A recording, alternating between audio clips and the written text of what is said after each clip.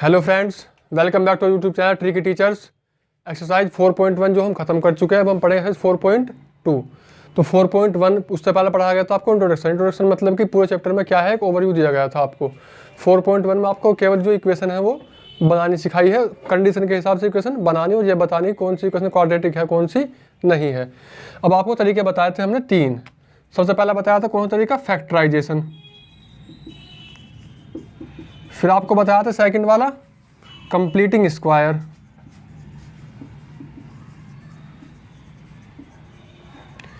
और थर्ड आपको बताया था क्वाड्रेटिक फॉर्मूला।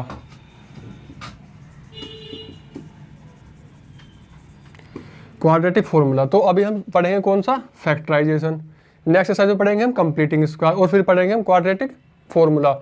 ये कंप्लीट होने के बाद जब हम कंप्लीटिंग स्क्वायर पढ़ेंगे तब आपको ये भी साथ के साथ करना है, मतलब प्रैक्टिस। क्वेश्चन में अगर आपको कहा गया कंप्लीटिंग स्क्वायर से आप करो तो कंप्लीटिंग स्क्वायर से भी करो। देखो फैक्टराइजेशन से अगर आपकी समझ में आए तो फैक्टराइजेशन से भी कर लो, और अगर क्वाड्रेटिक फॉर्मूले समझ में आ रहा तो उससे भी करना है, क्योंकि एक ही क्वेश्चन को हर तरीके से क्या पता पेपर में किस तरीके से पूछ ले आपसे वो।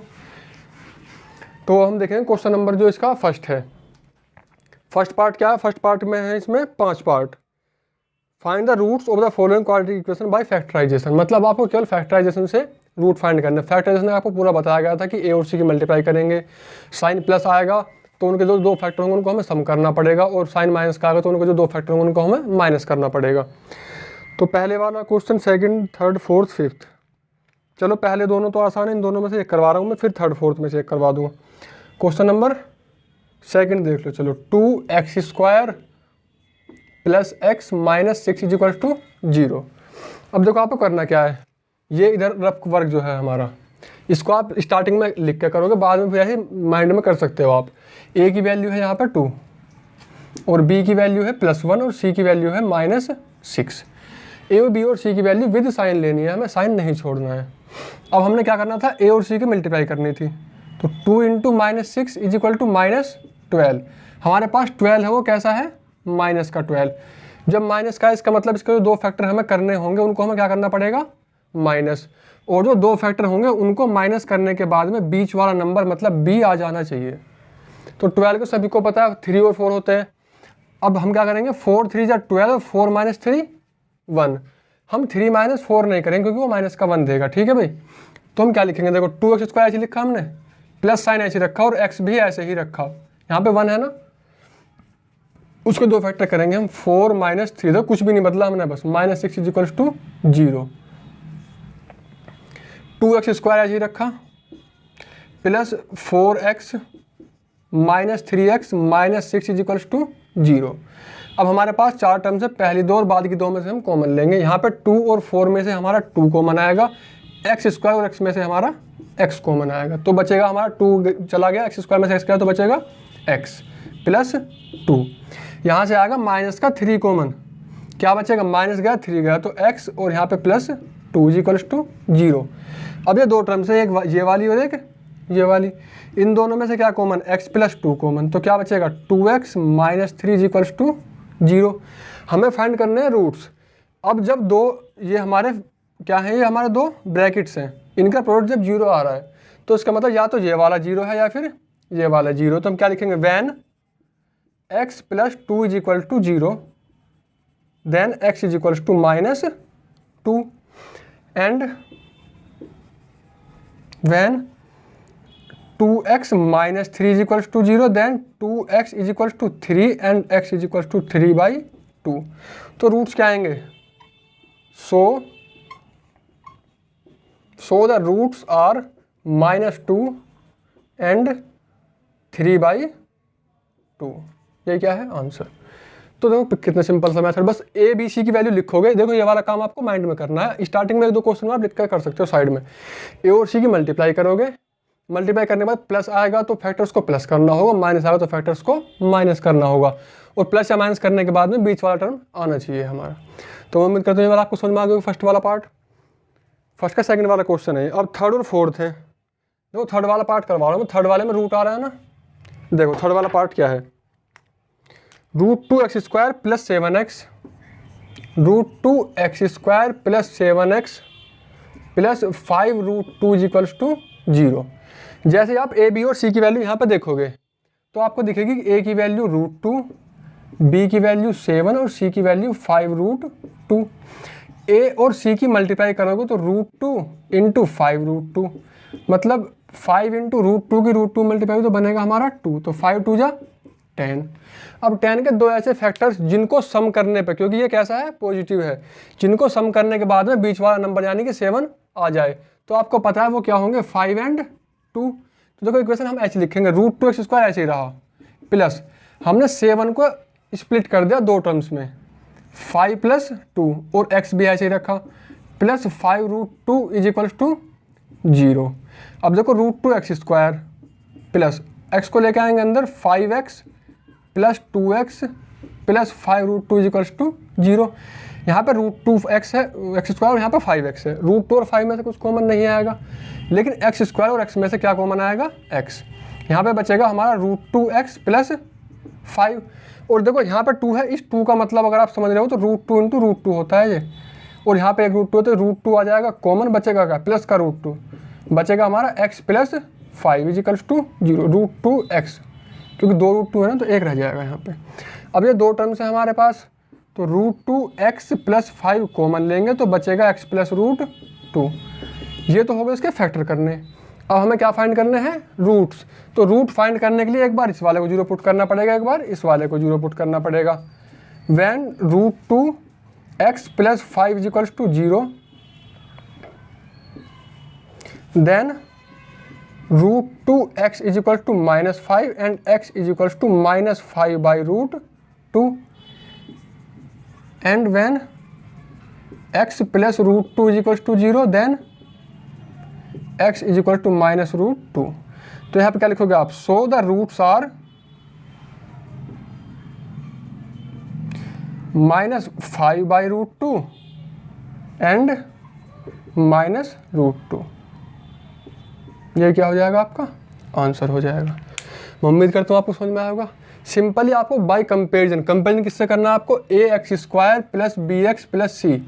इससे क्यों करना है कंपेरिजन, क्योंकि ये क्या है, हमारी standard form of quadratic equation. तो आपको इससे कंपेरिजन करना, कंपेरिजन करने के बाद में a, b और c की वैल्यू निकालनी है, और a, b और c की जो भी वैल्यू हमारे पास आएगी उनके क्या करेंगे हम, मल्टीप्लाई। जैसे हमने यहाँ पे किया, अभी मल्टीप्लाई करने के बाद में उसके फैक्टर करने होंगे, और अगर मल्टीप्लाई प्लस किया है तो फैक्टर क्या करना पड़ेगा, सम, और मल्टीप्लाई माइनस किया तो फैक्टर करना पड़ेगा माइनस। यहाँ पे माइनस आया था तो माइनस किया, यहाँ पे प्लस आया तो प्लस किया। दोनों तरह क्वेश्चन हो गए। अब जो इसका फोर्थ वाला पार्ट है, उसमें देखो अगर आप करोगे उसे डायरेक्टली तो थोड़ी सी दिक्कत आएगी, लेकिन वो एक स्टेप के बाद में बहुत आसान है, फिर आप उसे खुद कर लोगे। देखो क्या है, उसमें लिखा हुआ 2x² - x + 1/8, 2x² - x + 1/8 = 0। तो अगर आप इसे ऐसे ही करोगे डायरेक्ट तो थोड़ी सी दिक्कत आएगी कि आप 2a और c की मल्टीप्लाई करो, 2 × 1/8 तो बनेगा 1/4, तो उसके फैक्टर करने में थोड़ी दिक्कत आएगी। बेहतर है आप इसे 8 से मल्टीप्लाई कर लो। जो आप इसमें 8 से मल्टीप्लाई कर लोगे पूरी की पूरी इक्वेशन में, मतलब LHS में भी और RHS में भी, कोई भी काम आप एक तरफ नहीं करते, दोनों तरफ करना पड़ेगा। मल्टीप्लाई करोगे तो बनेगा 16x² - 8x + 8, जब हम करोगे तो हाँ 1 = 0। अब आप इसको आराम से सोल्व कर सकते हो। फिर 16 बन जा 16, और क्या बनेगा ये हमारे पास 4 4 16, और 4 + 4 8 हो जाएगा। आई बात समझ में। अब अगला इक्वेशन क्या है, 100x² - 20x + 1 = 0 + 20x। a की वैल्यू 100 और c की वैल्यू 1, मल्टीप्लाई होता है 100 और 100 के दो फैक्टर जिनको सम करने के बाद 20 आए तो वो होंगे हमारे 10 एंड 10। तो उम्मीद करता हूँ आपको बहुत अच्छे समझ, आप कर सकते हो ना आराम से, बिल्कुल कोई दिक्कत वाला बिल्कुल नहीं है। अब देखते हैं इसका सेकंड वाला पार्ट। सेकंड पार्ट में लिखा हुआ है solve the problem given in example number first. तो एग्जांपल फर्स्ट आपके पास किताब होगी, आप किताब में से एग्जांपल नंबर फर्स्ट को देख कर सकते हो, कोई दिक्कत है तो पूछ लेंगे कमेंट बॉक्स में। क्वेश्चन नंबर 3 देखो, find 2 numbers whose sum is 27 and product is 187। उसने कहा है कि 2 नंबर्स हैं जिनका सम कितना है 27 और प्रोडक्ट कितना है उनका 182। तो मैं उम्मीद करता हूँ कंडीशन में। अब हम नंबर लेट करते हैं। देखो समझने की कोशिश करना बस क्वेश्चन नंबर 3 को। Let 1 number is x, then another number is, अगर एक नंबर x है तो दूसरे वाला क्या होगा, जबकि उसने कहा है कि दो नंबर्स का सम कितना है 27 है, तो इसका मतलब अगर ये वाला x है तो दूसरे वाला होगा x minus 27 minus x, 27 minus x. Sum का मतलब है कि उनको सम करने के बाद 27 आएगा, आप इनको सम करके चेक कर लो एक बार, 27 आएगा, तो ये x एंड 27 माइनस एक्स। अब उसने कहा है कि इनका जो प्रोडक्ट होगा वो होगा 182, तो क्या लिखेंगे यहाँ पे, अकॉर्डिंग टू क्वेश्चन जो प्रोडक्ट है, product of these numbers is equal to 182। Numbers कौन कौन से हैं, x and 27 minus x is equal to 182। Multiply करेंगे अंदर 27x minus x square is equal to 182। हम 99% में केस में मतलब कोशिश करेंगे कि जो मैक्सिमम पावर है वो पॉजिटिव हो, तो यहाँ पे नेगेटिव उधर लेके जाएंगे, x square minus 27x plus 182 is equals to 0। अब ये बन चुकी है आपकी नॉर्मल इक्वेशन। ए की वैल्यू यहाँ पे है 1, बी की वैल्यू है यहाँ पे माइनस 27 एंड सी की वैल्यू है प्लस 82। जब आप मल्टीप्लाई करोगे ए और सी की ये वैल्यू आएगी 182 है, इसका मतलब इसके दो फैक्टर करने हो जिनको सम करने के बाद में 27 आना चाहिए। तो अगर फैक्टर डायरेक्टली समझ में आ रहे हैं अच्छी बात है, नहीं आ रहे हैं तो आप 182 का फैक्टर साइड में कर सकते हो, 2 से कट होगा ये, 2 9 जा 18 एंड 2 1 जा 2। अब यहाँ पे पता होना चाहिए कि ये केवल 7 से कटेगा 13 टाइम्स और ये 13 से कटेगा 1 टाइम, तो 7 2 जा 14, 14 एंड 13 मल्टीप्लाई कर तो यही आएगा 182 और सम करने पर कितना आएगा 27। देखो क्या बनेगा, एक्स स्क्वायर माइनस 27 को आप स्प्लिट करो दो टर्म्स में, 14 plus 13 x plus 182 is equals to 0। क्या बनेगा, एक्स स्क्वायर माइनस भी अंदर जाएगा, एक्स भी अंदर आएगा, minus 14x minus 13x plus 182 is equals to 0। ये दो टर्म्स, ये वाली दो टर्म्स, x कॉमन लोगे बनेगा x माइनस 14 माइनस 13 कॉमन लोगे तो बनेगा x माइनस 14 इजिकल्स टू 0। अब ये वाली दो टर्म्स हैं, x minus 14 common, x minus 13 बचेगा इजिकल्स टू 0। जब ये पूरा का पूरा 0 है इसका मतलब या तो ये वाला 0 होगा या फिर ये वाला 0 होगा। When x minus 14 is equal to 0 then x is equal to 14 and when x minus 13 is equal to 0 then x is equal to 13। दो वैल्यू है आपके पास, आप 14 पुट करोगे एक में तो दूसरा नंबर आया 13 पुट करो तो दूसरा नंबर क्या आ जाएगा 14। तो दो नंबर्स क्या थे वो 13 एंड 14। बस क्वेश्चन को एक बार पढ़ो, पढ़ने के बाद में अंडरस्टैंडिंग मतलब समझने की कोशिश करो उसे कि उसमें कहा क्या गया है। बिल्कुल सिंपल क्वेश्चन है। कहा था कि दो नंबर्स का सम 27, अगर एक नंबर x हो जाएगा दूसरा वाला 27 माइनस एक्स होगा ना, क्योंकि उनका सम कितना है 27 है।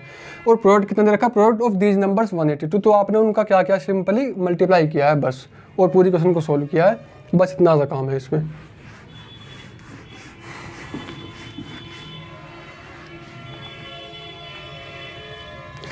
क्वेश्चन नंबर 4 क्या है, देखो, find two consecutive positive integer sum of whose square is 365। देखो बहुत ही ज़्यादा सिंपल क्वेश्चन है, बशर्ते आपको कंडीशन पता हो कि नंबर्स में इंटीजर क्या है और होल नंबर क्या है और हमारे पास नेचुरल नंबर क्या है। ठीक है, उसने कहा टू कॉन्सिक्यूटिव, तो आपको पता होना चाहिए कॉन्सिक्यूटिव जब वो बात करता है तो कॉन्सिक्यूटिव का मतलब क्या होता है। अगर मैं कह रहा हूँ कि टू कॉन्सिक्यूटिव ओड नंबर्स मतलब कि 1 3 5 7 9 मतलब कितना डिफरेंस, 2 2 का डिफरेंस। मैं बात कर रहा हूँ टू कॉन्सिक्यूटिव इवन नंबर्स मतलब 2 2 का डिफरेंस, 2 4 6 8। मैं बात कर रहा हूँ two consecutive integers, two consecutive natural number, two consecutive whole numbers. तीनों में से किसी की बात करूँ डिफरेंस केवल 1 का होता है, क्योंकि 1 2 3 4 5 या इंटीजर है तो माइनस में जा सकते हो आप, केवल नेचुरल नंबर है तो 1 2 3 4 5 डिफरेंस कितने का होगा, केवल 1 का होगा। तो आपको क्या लिखना है, उसने कहा कि टू कॉन्सिक्यूटिव इंटीजर्स का सम है कि स्क्वायर का सम कितना 365। तो हमें लेट करने पड़ेंगे two consecutive integers, let two consecutive integers are, अगर आपने एक x लेट किया तो अगले वाला हो जाएगा x प्लस 1। अगर आपने एक को 7 लेट किया तो 7 प्लस 1 8, इतनी सी बात है बस। अब अकॉर्डिंग टू क्वेश्चन उसने कहा कि सम ऑफ हुज स्क्वायर इज 365, इनके स्क्वायर का सम कितना है अकॉर्डिंग टू क्वेश्चन, एक नंबर x और एक x प्लस 1, इनके स्क्वायर का सम कितना दे रखा 365। सिंपली ओपन करना है, कुछ नहीं। अब देखो क्या करेंगे, एक्स स्क्वायर प्लस ये ओपन करना चाहिए, एक्स स्क्वायर करेंगे तो x square plus 1 plus 2x is equal to 365। X square plus x square 2x square plus 2x plus 1 minus 365 is equals to 0, 2x square plus 2x minus 364 is equals to 0 की plus का 1 और minus का 365 था। अब सभी जगह 2 कॉमन आ सकता है, 2 कॉमन ले लेंगे। X square plus x minus 36 2 बन जा 2 2 8 जा 16 2 इजिकल्स टू 0। तो पहले वाला क्वेश्चन आप खुद करोगे भाई। आगे अब x square plus x minus 182 is equals to 0। पहले ए और सी का प्रोडक्ट था आपका पॉजिटिव, तो आपको नंबर्स का जो फैक्टर आए थे उन्हें क्या करना था, आपको ऐड करना था। यहाँ पे ए और सी की वैल्यू आएगी नेगेटिव, इसका मतलब आपको फैक्टर से करना पड़ेगा, सम करना पड़ेगा। फैक्टर वही रहेंगे इस बार भी 14 एंड 13, 14 माइनस 13 करना पड़ेगा, इसके बीच में क्या जाएगा 1। तो आपको बस वही करना और कुछ भी नहीं करना। और जब आप सोल्व करोगे तो आपके पास अगर गलती से भी मतलब कोई वैल्यू, अगर दोनों वैल्यू पॉजिटिव है तो कोई दिक्कत बात है ही नहीं। अगर एक वैल्यू पॉजिटिव है और दूसरी वैल्यू नेगेटिव है तो आपको नेगेटिव वैल्यू छोड़नी पड़ेगी। क्यों? क्योंकि उसने कहा है कि 2 कॉन्सिक्यूटिव पॉजिटिव इंटीजर्स कि किसकी बात कर रहा है, केवल पॉजिटिव इंटीजर की, तो आपको नेगेटिव वैल्यू छोड़नी पड़ेगी। चलो तो इसे अरेंज करते हैं। क्वेश्चन नंबर अगले वाला देखो एक बार, क्वेश्चन करते रहो, स्क्रीनशॉट या फिर साथ साथ उतार लिया करो या फिर रोक के एक बार स्क्रीनशॉट ले लिया करो। Question number 5, the altitude of a right angle triangle is 7 centimetre less than it's base if the hypotenuse is 13 centimetre, find the other 2 sides. देखो एक राइट एंगल ट्राइंगल है, सिंपली बना लो। पहले तो ये राइट एंगल ट्राइंगल है, उसने कहा है कि ये देखो ये वाला एल्टीट्यूड है और ये वाला बेस है। उसने कहा है कि जो हाइपोटेन्यूज है वो कितनी है, 13 है, और जो हमारी एल्टीट्यूड है वो बेस से 7 सेंटीमीटर एक्स्ट्रा है। तो अगर बेस हमारा x है तो एल्टीट्यूड होगा हमारा x प्लस 7। यहाँ पे लगेगी क्या बोलते हैं, पाइथागोरस थ्योरम, हाइपोटेन्यूज का square equal to base square plus perpendicular square. तो उसने गिवन क्या किया है, हाइपोटेन्यूज गिवन है आपको, हाइपोटेन्यूज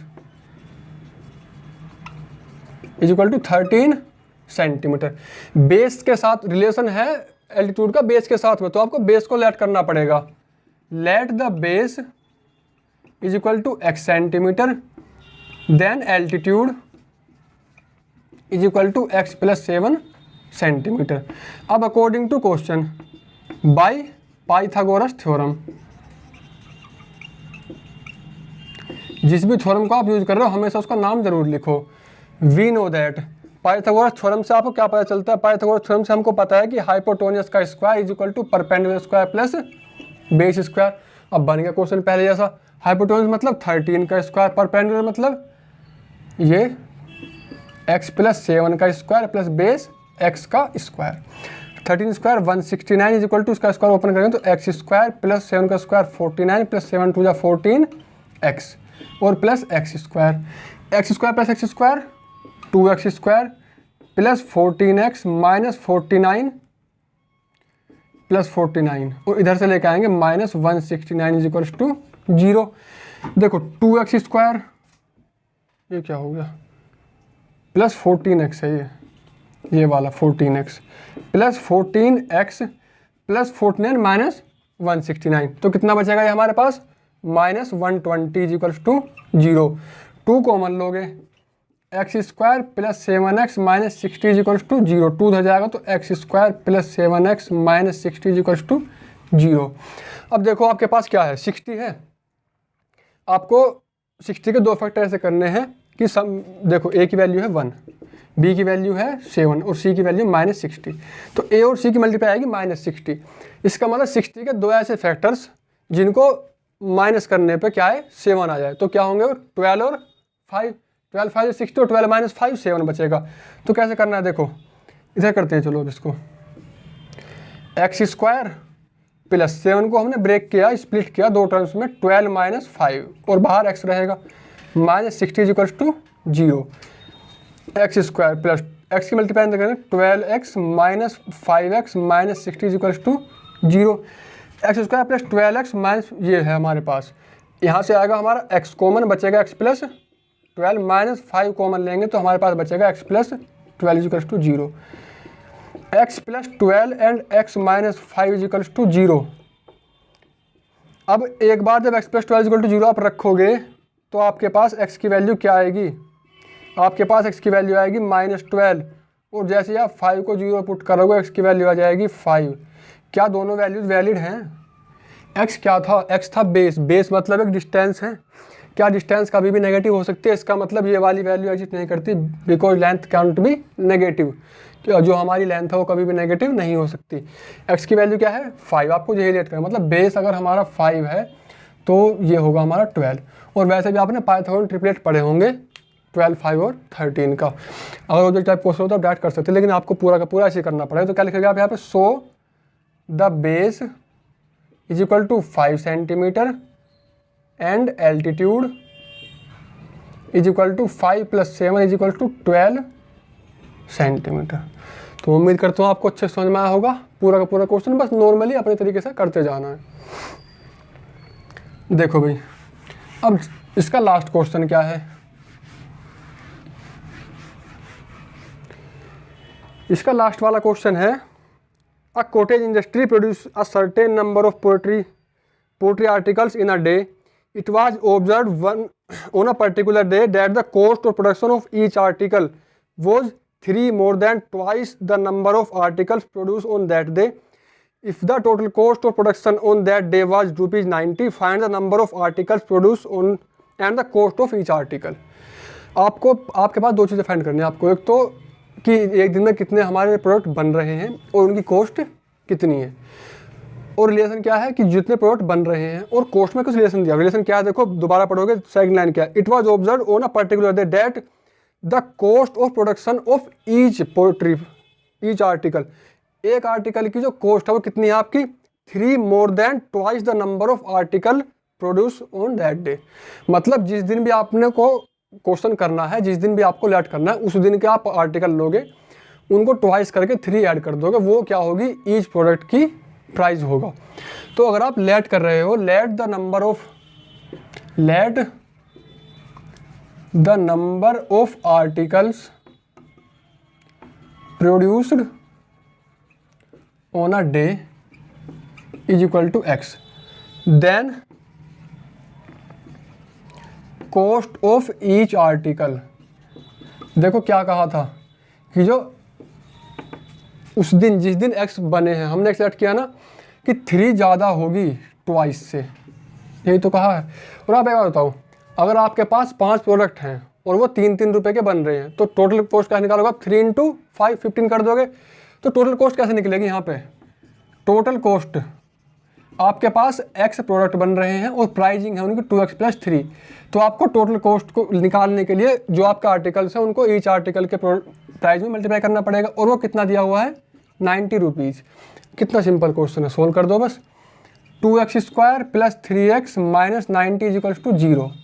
अब आपके पास a की वैल्यू 2, b की वैल्यू 3 एंड c की वैल्यू -90। a और c का प्रोडक्ट आएगा -180। दो ऐसे फैक्टर जिनको सम करने पर आ जाए क्या? माइनस करने पर आएगा 3। तो क्या होंगे? अगर समझ आ रहा है डायरेक्ट तो आप डायरेक्ट कर सकते हो, अगर डायरेक्ट समझ नहीं आ रहा है तो आप बिल्कुल सिंपली कर सकते हो फैक्टर। क्या होंगे फैक्टर? 2 से 90 कटेगा, 2 से कटेगा 45 टाइम्स, 3 से कटेगा 15 टाइम्स, देन 3 5 या 15 एंड 5 1 या 5। ये आपको आना चाहिए बिल्कुल अच्छे से, ठीक है। आपको चाहिए 3, तो 2 2 4 3 12 एंड 5 3 15। देखो प्रोडक्ट की टेंशन मतलब प्रोडक्ट 180 है, क्योंकि उसी के फैक्टर्स है ये। तो जब आप इनको मल्टीप्लाई करो 180 आएगा, लेकिन इनको माइनस करने पे 15 - 12 क्या आएगा? 3। तो आप क्या करोगे? 2x² प्लस, आपको इसको ब्रेक डाउन करना है, x यहाँ पे ऐसे लिखा हुआ है, 3 को आप करोगे 15 - 12 और -90 = 0। तो क्या बनेगा? 2x² + 15x - 12x - 90 = 0। 2x and 15, देखो कुछ भी कॉमन नहीं है 2 और 5 15 में से, लेकिन x कॉमन तो है, तो बनेगा आपका 2x + 15। लेकिन यहाँ पे आपका आएगा -6 कॉमन, माइनस भी गया 6 भी गया, तो बनेगा 2x + 15 = 0। आपके पास दो फैक्टर्स 2x + 15 कॉमन लोगे, क्या बचेगा? x - 6 = 0। अब दो नंबर्स की मल्टीप्लाई 0 है, इसका मतलब तो पहले वाला 0 है या फिर सेकंड वाला 0। तो आप क्या करोगे? When 2x + 15 = 0, then 2x = -15 and x = -15/2 and x - 6 = 0, then x = 6। देखो दो वैल्यूज आई आपके पास, ये वाली वैल्यू इनवैलिड दो तरीके से है। पहली बात तो माइनस आया, क्या क्या कभी ऐसा होता है कि प्रोडक्ट माइनस में बन जाए कि बने ही ना, मतलब उल्टा कहा जा सकता है, तो बनेंगे नहीं मतलब जीरो है, बनेंगे तो एक दो पॉजिटिव वैल्यू आएगी, तो नेगेटिव आया इस वजह से भी खत्म हो। दूसरी बात कि 15/2 मतलब 7.5 बन रहे हैं, या तो 7 बनेंगे या 8 बनेंगे, ऐसा थोड़ा मतलब आधा बन जाएगा कोई भी आर्टिकल। तो हम केवल 6 वैल्यू लेंगे। 6 वैल्यू क्यों लेंगे हम, क्योंकि हमारे पास ये वाली वैल्यू क्या है, एक परफेक्ट नंबर है। तो जो आर्टिकल्स है वो कितने प्रोड्यूस हो रहे हैं एक दिन में, 6। एंड जो कॉस्ट है, देखो अब हम यहाँ पे क्या लिखेंगे, so the article produced on that day is equals to 6 and cost of each article is equal to क्या, 2x + 3 था ना, 2x + 3 मतलब 2 × x की वैल्यू क्या है, 6 + 3, 6 × 12 + 3 15 रुपीज़। मतलब वो जो इंडस्ट्री थी वो एक दिन में 6 प्रोडक्ट बना रही थी और उनकी जो प्राइसिंग थी वो 15 रुपये थी एक की, तो टोटल कॉस्ट क्या हो जाएगी, 15 × 6 90। तो बहुत सिंपल सा क्वेश्चन था और पूरे एक्सरसाइज में फैक्टराइजेशन मेथड को आपको बहुत अच्छे समझाया गया। आपको क्वेश्चन करने हैं, एग्जाम्पल नंबर 1 आपको खुद करना है किताब से। उम्मीद करता हूँ आपको अच्छे समझ में आया होगा। पूरी वीडियो देखो और स्टार्टिंग से देखो पूरे चैप्टर को एक साथ। उम्मीद करता हूँ आपको समझ में आया होगा। मिलते हैं आपसे अगली वीडियो में, तब तक के लिए धन्यवाद।